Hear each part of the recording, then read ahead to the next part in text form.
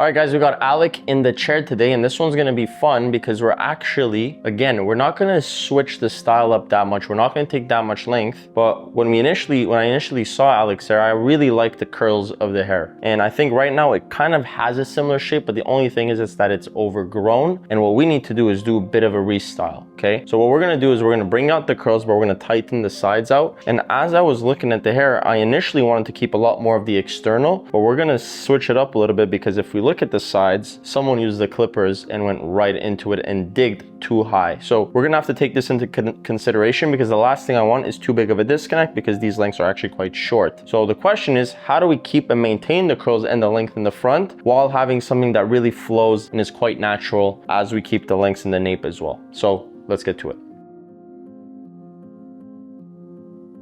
All right, so the most important thing is really separating these in quadrants in different zones because it's a matter of figuring out what is the things that I'm trying to control. Right now, obviously the fringe is gonna be a big component, the sides are gonna be a huge one, and same with the back. But there might be different zones as well through the back. Again, I'm not too sure, but I know the main focal point is how the front is gonna sit with the sides, how the sides are gonna sit with the back. That's what I'm focusing on. So again, back to standard, back to the way we separate this. So we're gonna go back from the front. Okay, from the ridge of the nose all the way towards the back. Boom, separate that top panel.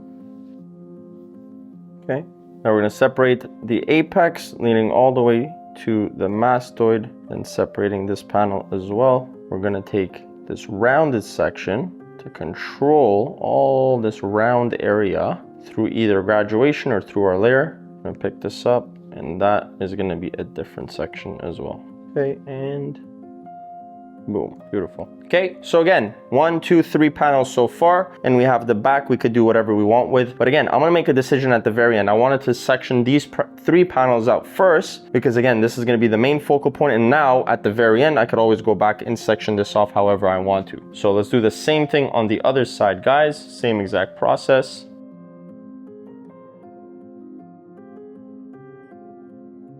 All right, so if we look at the hair, guys, the main thing right now, if we look at the head shape and the hair, if we look at the head shape, it's quite flat, right? Overall, it's really quite flat. And if we look at the shape or the lengths that we're working with, they're quite long. So there's no real layers in here. So the last person that cut it really did a 1 length. And what actually is happening because of this is it's exposing the scalp. It's honestly just creating something that's even more flat because all the weight is complementing the head shape. And right now what we need is more layers so we can have a bit more volume through where the crown's at. So how we're gonna do this is very much, I do like the length at the nape. Like I don't wanna take that any shorter, but what I don't like is the internal layers because they're too long.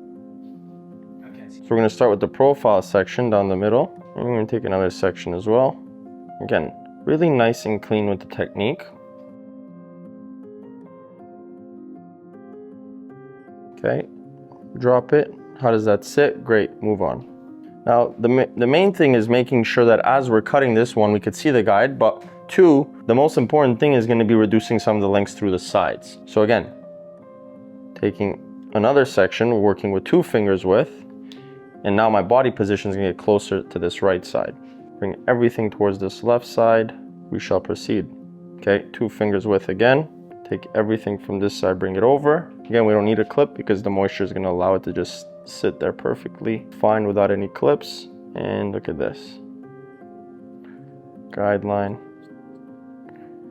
Again, checking for my guidelines in here. And the last section, we're just slightly gonna over direct it. Reason why, we're just gonna play it a little bit safer, making sure that we could have some balance with the side. There we go. Okay. Okay guys, so at this point, nothing really changes. Same process. And the only difference is you're gonna see me now make slight adjustments leading up to this side. That means I'm gonna get closer to the left side of the head. Look at the head. Comb now gets closer towards me. Look at that. Placing it on the head, pick up. Beautiful. Guidelines right in here. Nice and round. Okay, come back, pinch.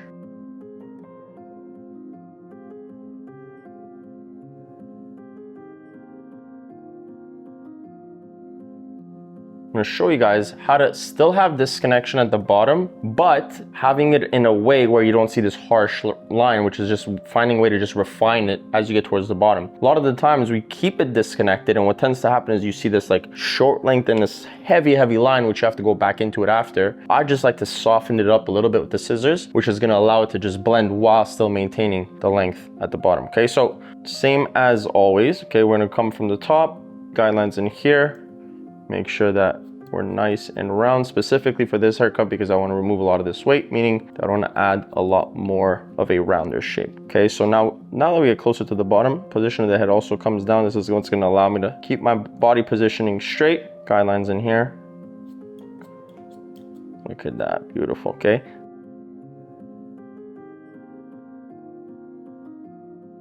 a lot of the texture is going to come from the roundness of the head. So I'm going to pinch this, I'm going to grab it, and a lot of texture and movement's really going to come from up here. Okay, so now we got to figure out, well, what is going to be the choice of length?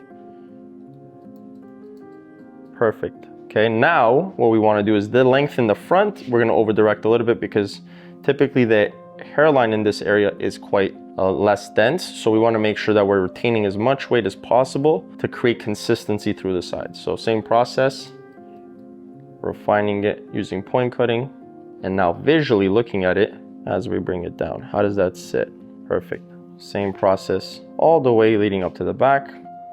And the last section, we're just slightly going to over direct it to previous. And the reason for this is because the lengths in the back, we still want it to be somewhat connected. Even if it's not fully connected, we just want it to work with the lengths in the back. And again, I can make this decision to connect it fully at the very end if I still feel like it needs it. All right, so far guys, extremely happy with everything and how it's looking. So the sides actually look really nice with the back. We're seeing a lot of those layers, we're seeing a lot of those textures, same with the left side. Now the question, the focal point in my opinion of this haircut is gonna be the front and the decision making on how the lengths are gonna sit. So we're gonna go straight down the middle.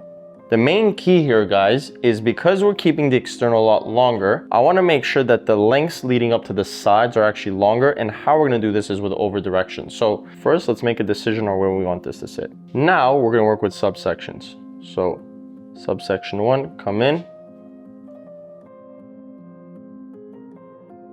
Use a slight elevation. All right, so we go back down the profile. Let's separate. This panel is going to be our guide. We're going to go square. To the bottom, there's going to be nothing left for us to cut. Okay, same process on the right side. Look at this, guys. Look how beautiful that is already. Look at that shape with all that texture. That's what I wanted to see, okay? And that is the whole point of what we tried to create. Really nice and blow dried. And I'm going to show you guys what the final look is going to look like. Okay, final step. I'm gonna put a bit of matte paste in here, and then we're just gonna use the diffuser to really make this come to life.